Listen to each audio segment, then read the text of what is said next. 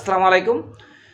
সম্মানিত sir madam, চতুর্থ ধাপে যে সকল স্যার ম্যাডামের প্রতিষ্ঠানের প্যানেলে নাম আসে নাই, আজকের এই ভিডিওতে খুবই গুরুত্বপূর্ণ তথ্য শেয়ার করব। আপনাদের যে সকল ভুল ত্রুটির কারণে প্রতিষ্ঠানের প্যানেলে চতুর্থ ধাপে নাম আসে নাই, আপনারা অনেকেই আমাদের এই ভিডিওটি যে ইউটিউব চ্যানেলে আপলোড করা হবে, চতুর্থ ধাপে নাম আসে নাই এরকম একটা ভিডিও আপলোড করেছিলাম। আপনারা অনেকেই কমেন্ট করতেছেন যে আপনাদের তথ্য সঠিক আছে, তারপরেও কিন্তু নাম আসে নাই। আমি প্রথমে যে বিষয়টি বলবো, ইফটি থেকে চতুর্থ ধাপে অর্থাৎ চতুর্থ লটে কিন্তু প্রায় 25 থেকে 30,000 স্যার ম্যাডামদেরকে আপনার অর্থাৎ প্রতিষ্ঠানের প্যানেলে নাম আসার কথা, কিন্তু এদিকে আমরা যতটুকু জানতে পেরেছি প্রায় 8,000-এর উপরে প্রার্থীকে চতুর্থ লটে আপনার ইফটি থেকে বেতন দেওয়া হয়েছে, অর্থাৎ বেতন দেওয়া হয়েছে বলতে প্রতিষ্ঠানের প্যানেলে নাম আসছে। সম্মানিত স্যার ম্যাডাম, এখন যে বিষয়টি বলবো, অনেক স্যার ম্যাডামই কমেন্ট করতেছেন যে আপনাদের এ টু জেড মিল আছে, তারপরেও আপনাদের চতুর্থ লটে নাম আসেনি। যদি এমনটি হয়ে থাকে, মাউসির একজন কর্মকর্তার সাথে আমি কথা বলেছিলাম। উনি আমাকে যে বিষয়টি বলেছিল যে ভুল ত্রুটি কোনো না কোনো জায়গায় ভুল ত্রুটি আছে, অবশ্যই আছে। যদি ভুল ত্রুটি না থাকতো তাহলে কিন্তু চতুর্থ লটে আপনাদের বেতন অর্থাৎ প্রতিষ্ঠানের প্যানেলে নাম চলে আসতো।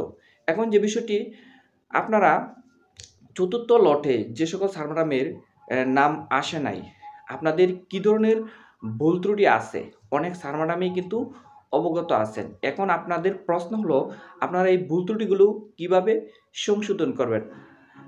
মাউসি থেকে কিন্তু একটা নির্দেশনা দেওয়া হবে যে আপনারা কিভাবে ভুল ত্রুটিগুলা সংশোধন করবেন। মাউসির নির্দেশনা এ টু জেড ফলো করতে হবে এবং সেই নির্দেশনা মোতাবেক কাজ করতে হবে। মাউসির নির্দেশনার পূর্বে আমরা যতটুকু ধারণা আপনাদের সাথে একটু শেয়ার করি। ধরেন কারো যদি এনআইডি কার্ড এবং সার্টিফিকেটে এ টু জেড তথ্য সঠিক থাকে, কিন্তু আপনার এমপিও শিটে আপনার জন্ম তারিখ এবং অন্যান্য তথ্য ভুল ত্রুটি আছে। যদি এটার কারণে এমপিও শিটে ভুল ত্রুটির কারণে, বিশেষ করে জন্ম তারিখ এর ভুল ত্রুটির কারণে যদি আপনার চতুর্থ লটে প্রতিষ্ঠানের প্যানেলে নাম না আসে, তাহলে আপনি এমপিও শিটের তথ্যগুলা কিভাবে সংশোধন করবেন। প্রিয় স্যার ম্যাডাম, অনেক স্যার ম্যাডামে অবগত আছেন, তারপরেও আপনাদেরকে বিষয়টি শেয়ার করি। আমরা কিন্তু ইমেএসের ওয়েবসাইটে আপনার এমপিও শিট সংশোধনের জন্য আবেদন করতে পারি। আমরা যারা এমপিওর জন্য আবেদন করে, ঠিক তেমনি এমপিও শিট সংশোধনের জন্য আমরা আবেদন করতে পারি। এখন প্রশ্ন হলো যে আমরা কি এখনই আবেদন করা শুরু করব নাকি? আপনারা একটু মাউসির নির্দেশনা দেওয়ার আগ পর্যন্ত অপেক্ষা করেন। মাউসির নির্দেশনা আপনার আগামী সপ্তাহে অবশ্যই আপনারা পেয়ে যাবেন। আগামী সপ্তাহে আমরা মাউসি থেকে একটা নির্দেশনা অবশ্যই পাবো। এই নির্দেশনা মোতাবেক যার যে সমস্যা থাকবে, এই সমস্যাটা সেভাবেই ঠিক করাতে হবে।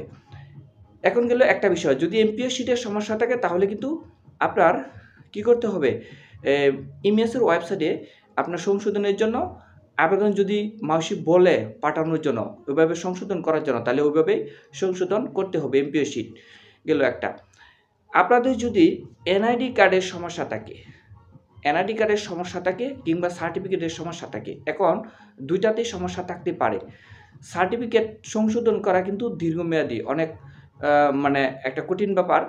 তাই যাদের সার্টিফিকেট সঠিক আছে, আপনারা প্রয়োজনীয় কাগজপত্র দিয়ে, প্রয়োজনীয় ডকুমেন্টস দিয়ে কী করবেন, এনআইডি কার্ডটা সংশোধন করে নেবেন। নির্বাচন কমিশনের কার্যালয়ে সরাসরি গিয়ে আপনার যে কোনো মূল্যে এটা সংশোধন করার চেষ্টা করবেন। সংশোধন করে সংশোধনের যে আবেদনের কপিটা আছে, হয়তো এই আবেদনের কপি দিয়ে আপনি নির্দিষ্ট সময়ের মধ্যে ইফটি ফর্ম আবেদন পূরণ করতে পারবেন। সম্মানিত স্যার ম্যাডাম, যদি এনআইডি কার্ড সংশোধনের প্রয়োজন হয়, অবশ্যই আপনাকে সরাসরি প্রয়োজনীয় ডকুমেন্টস নিয়ে নির্বাচন কমিশনের কার্যালয়ে যেতে হবে। যাদের ফিঙ্গারপ্রিন্ট কাজ করে তারা অবশ্যই নির্বাচন কমিশনের কার্যালয়ে গিয়ে অতি দ্রুতই মাউসি যখন নির্দেশনা দিবে, আপনি আগে থেকে গিয়ে সংশোধন করবেন। এখন প্রশ্ন হলো যে আমি কি এখনই শুরু করব? না, আপনার মাউসির নির্দেশনা পর্যন্ত একটু অপেক্ষা করেন, যাতে আপনি বিষয়টা আরও ভালোভাবে বুঝতে পারেন। অর্থাৎ আপনার কি কি সমস্যা আছে, আপনাকে কিন্তু যখন আপনার প্রতিষ্ঠানের প্যানেলে আপনার ফাইলটি ব্যাক করবে, তখন কিন্তু মন্তব্যের ঘরে হয়তোবা পাশে লেখা থাকবে, লাল করে লেখা থাকবে আপনার কি সংশোধন করতে হবে। তাই মাউসির নির্দেশনা দিলে আপনি একসাথে সংশোধন করবেন। আরেকটা বিষয়, যে সকল স্যার ম্যাডামের ব্যাংকের অ্যাকাউন্টে বিভিন্ন ভুল ত্রুটি আছে, নামের ভুল কিংবা অ্যাকাউন্টের মানে যে কোনো ধরনের ভুল ত্রুটি আছে ব্যাংকে, ব্যাংক রিলেটেডে যে কোনো ধরনের ভুল ত্রুটি যদি থেকে থাকে, অবশ্যই ব্যাংকে গিয়ে আপনার সংশোধন করতে হবে। ধরেন আপনার যদি এই ব্যাংকের অ্যাকাউন্টের নামের সামান্য ভুল ত্রুটি থেকে থাকে, তাহলে এই ভুল ত্রুটিগুলা যে কোনো এক অক্ষর কিংবা 2 অক্ষরে এরকম ভুল ত্রুটি থাকে কিংবা স্পেস, ডট এগুলোর ভুল ত্রুটি থেকে তাহলে অবশ্যই আপনার কী করবেন, সংশোধন করে ফেলবেন। কারণ যদি এটার কারণে আপনার চতুর্থ লটে নাম না আসে, তাহলে যদি এটা সংশোধন করতে বলে, তাহলে ব্যাংকে গিয়ে দ্রুততম সময়ে সংশোধন করবেন। নির্দিষ্ট সময়ের মধ্যে অবশ্যই সংশোধন করতে হবে। প্রিয় স্যার ম্যাডাম, আরেকটা যে বিষয় বলবো, আপনারা কিন্তু হতাশ হবেন না। মাউসির নির্দেশনা ফলো করবেন। মাউসি যেভাবে ডিরেকশন দিবে, মাউসি যেভাবে নির্দেশনা দিবে, আপনারা সেই নির্দেশনা মোতাবেক আপনাদের তথ্যগুলা সংশোধন করবেন। সংশোধন করে পুনরায় পাঠালে কিন্তু আপনারা যথাসময়ে ইপটি থেকে বেতন পেয়ে যাবেন। আরেকটা বিষয় কিন্তু, ইপটি থেকে কিন্তু আপনার বেতন যে দেওয়া হবে, এখানে কিন্তু অ্যানালগ পদ্ধতিতে মনে হয় না আর বেতন ভাতা দিবে। তাই আপনাদেরকে দ্রুততম সময়ে যার যে সমস্যা আছে এই সমস্যাগুলা সমাধান করতে হবে। এই সমস্যাগুলো সমাধান করে আপনার ইপটিতে ফর্ম পূরণ করে পুনরায় পাঠাতে হবে। পুনরায় পাঠানোর পরেই কিন্তু আপনারা ইপটির মাধ্যমে বেতন পাবেন। এখন অনেক স্যার ম্যাডামই আছেন, আপনারা এখন পর্যন্ত ধরতে পারতেছেন না যে আপনাদের কী সমস্যা আছে। আপনাদের সমস্যা যে বিষয়টি আমি বলবো, আপনারা হয়তো বা ধরতে পারতেছেন না, কিন্তু মাউসির একজন কর্মকর্তার সাথে আমি কথা বলে যে বিষয়টি বলছিলাম, অনেকেরই কিন্তু বিভিন্ন ধরনের সমস্যা আছে। এই সমস্যাগুলো হয়তো বা যখন মাউসি থেকে ফাইল ব্যাক করবে তখন আপনারা বিষয়টা বুঝতে পারবেন। অনেক স্যার ম্যাডামই জানুয়ারি মাসের বেতন কবে স্যার হবে মানে কমেন্ট করে থাকেন কিংবা পেজ ইনবক্স করে থাকেন। জানুয়ারি মাসের বেতন কবে স্যার হবে, আমরা কিন্তু একটা আপডেট আমাদের এই ইউটিউব চ্যানেলে দিয়েছিলাম যে আগামী সপ্তাহে, অর্থাৎ ধরেন আগামীকাল শুক্রবার শনিবার, এরপরে যে রবিবার থেকে সপ্তাহটা শুরু হবে, অর্থাৎ ওয়ার্কিং ডে শুরু হবে সেই সপ্তাহে কিন্তু, অর্থাৎ আগামী সপ্তাহে জানুয়ারি মাসের বেতন আপনাদের অ্যাকাউন্টে ইনশাল্লাহ চলে আসতে পারে। আমিও কিন্তু একজন সরকারি শিক্ষক গণিত, তা আমিও কিন্তু প্রথম লটে ইপটি থেকে বেতন পেয়েছিলাম। সম্মানিত স্যার ম্যাডাম, আরেকটা যে বিষয় বলবো, এখানে প্রথম লটে, দ্বিতীয় লটে এবং তৃতীয় লটে যে সকল স্যার ম্যাডাম বেতন পেয়েছেন, কিন্তু আপনাদের বিভিন্ন ভুল ত্রুটি আছে। এই ভুল ত্রুটিগুলা যদি মনে করেন প্রথম লটে যারা বেতন পেয়েছিল তাদের কিন্তু A to Z মানে সব কিছু ঠিকঠাক ছিল, তাদের কিন্তু কোনো প্রকার ভুল ত্রুটি ছিল না। কিন্তু দ্বিতীয় লটে যারা বেতন পেয়েছেন কিংবা তৃতীয় লটে যারা বেতন পেয়েছেন এবং চতুর্থ লটে যাদের প্রতিষ্ঠান প্যানেলের নাম আসছে, তাদের কিন্তু বিভিন্ন প্রকার সামান্য ভুল ত্রুটি আছে। ভুল ত্রুটিগুলো থাকার পরেও কিন্তু মাউসি থেকে আপনাদেরকে বেতন দিয়ে দেওয়া হয়েছে, অর্থাৎ শিক্ষা মন্ত্রণালয় থেকে আপনাদের বেতন দিয়ে দেওয়া হয়েছে।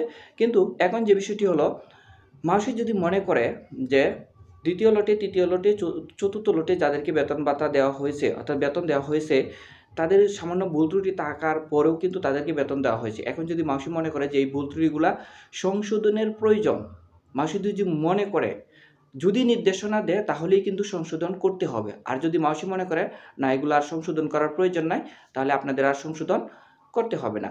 আর যদি মাউসি নির্দেশনা দেয় দ্বিতীয় লটে, তৃতীয় লটে, চতুর্থ লটে যারা বেতন পেয়েছেন যেগুলো সংশোধন করতে হবে, তাহলে আপনারা কিন্তু সংশোধন করে নেবেন। সংশোধন করে নিলে কিন্তু পরবর্তীতে আপনার জন্য ভালো হবে। রিটায়ার করলে আপনার আর কোনো ঝামেলা হতে হবে না।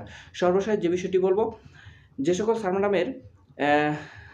ম্যাডামের চতুর্থ লটে বেতন আসে নাই, আপনারা টেনশন মুক্ত না করে আপনারা কী করবেন, আপনাদের তথ্যগুলা সঠিকভাবে সংশোধন করেন। সংশোধন করে আপনি ইপটিতে আবার পুনরায় ফাইল আপডেট করেন। আপডেট করার পরে নির্দিষ্ট সময়ে বেতন পেয়ে যাবেন। আপনি যদি এখন সংশোধন করে সঠিকভাবে বেতনটা পেয়ে যান, তাহলে আপনার কিন্তু রিটায়ার্ড করলে কিংবা পরবর্তীতে আপনারা ঝামেলা পোহাতে হবে না। আজকের মতো ভিডিওটি এখানেই শেষ করব। সম্মানিত স্যার ম্যাডাম, আমি একজন শিক্ষক, আপনারা শিক্ষক। আমাদের এই ভিডিওটি যদি ভালো লেগে থাকে অবশ্যই ভিডিওটি লাইক, কমেন্ট, শেয়ার করবেন এবং আমাদের এই ইউটিউব চ্যানেলটিকে শিক্ষা বিষয়ে যে কোনো আপডেট এবং ইপটি সংক্রান্ত যে কোনো আপডেট সবার আগে পেতে আমাদের ইউটিউব চ্যানেলটিকে সাবস্ক্রাইব করে রাখবেন। আজকের মতো বিদায় নিচ্ছি। সকলের সুস্বাস্থ্য ও দীর্ঘ কামনা করে সকলকে আমার পক্ষ থেকে আসসালামু আলাইকুম।